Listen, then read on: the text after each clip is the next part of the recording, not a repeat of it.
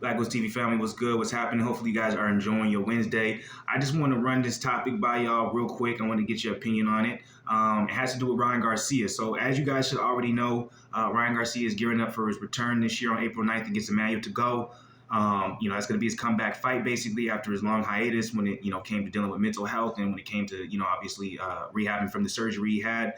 But what I want to ask you guys about is, if you guys don't know, well, now you know Ryan Garcia will be going into this fight with a new trainer, a new camp.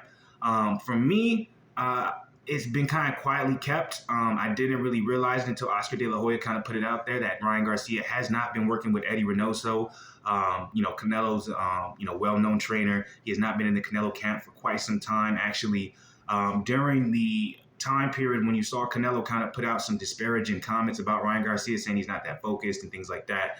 A lot of people took it, ran with it, kind of put it in a way where they said they felt like, oh, Canelo's so close to him, he can talk to him that way. And obviously he sees what everyone else is not seeing because he's in the gym. Well, according to Oscar De La Hoya, he didn't directly address that, but from, according to Oscar De La Hoya, Ryan Garcia really didn't spend that much time with Eddie Reynoso when he was actually in the Eddie Reynoso camp. So obviously, if you remember the Luke Campbell fight, we saw that beautiful body shot, the signature body shot. Obviously Eddie Reynoso, sharpened and perfected with Canelo. We saw that drop Luke Campbell. So a lot of people credited Ryan Garcia's, well, I won't say his win, but let's just say his different approach to that particular fight in comparison to his other ones, to working with Eddie Reynoso. But according to Oscar De La Hoya, he was like, hey, look, Eddie Reynoso is a beast of a trainer. He has the best fighter in Canelo. He already has 1 million champions that he's training as well.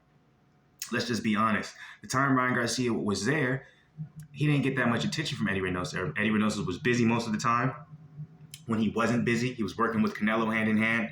And, at the end of the day, a lot of times we just saw Ryan Garcia kind of training himself and kind of still, training with the guys he brought over with him to Eddie Reynoso that he was, obviously already training with. So he was basically saying he thinks it's a good move for Ryan Garcia. This is going to be Ryan Garcia's first time. He's with, let me get the name right. I want to say Joe Goosen.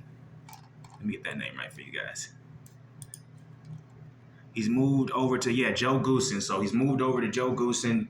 He's actually been working with him since, he got cleared to be able to start training again. So I want to get your guys' opinion on that whole scenario. Oscar De La Hoya also touched on Virgil Ortiz Jr. has switched camps as well. Virgil Ortiz Jr. is now back in L.A. and he's working out of L.A. I'm not particularly sure who he's working with because majority of the article I read was on Ryan Garcia. But Ortiz Jr.